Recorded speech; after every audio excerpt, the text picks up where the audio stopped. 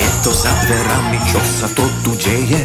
Mikuláš sa tajne po podfúzi smeje. Všetky deti vedia, 6. už bude. Prípravy od rána tiež sú v plnom prúde. Je to za dverami, Mikuláš sám velí. Anielici čerti. Svätý Mikuláš, veľa dobrých darov máš. Všetkých, nech nikto neplače. Hej deti, počujete sa ne? Hej deti, topánky prichystané. Hej deti, a čo sa potom stane?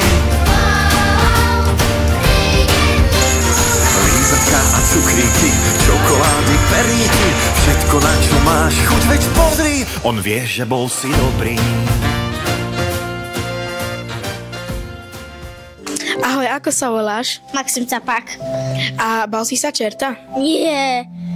Na koho si sa najviac tešil? Na Mikuláša.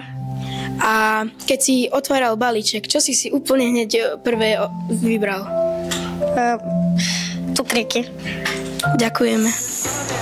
Mikuláš sa teší, hneď si sadá za ne.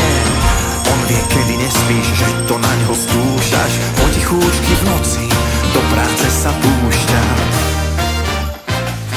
Hej deti, počujete sa ne? Na koho si sa najviac tešila z tých, čo tu boli? Na Mikuláša. Na Mikuláša. Na Mikuláša. Bala si sa čerta?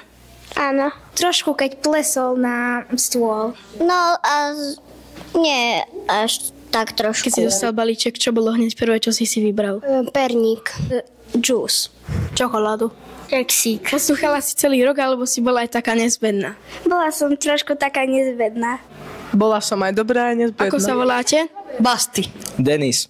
Na koho ste sa najviac tešili? Na čerta. Čert, Rádko. Dobre, ďakujeme.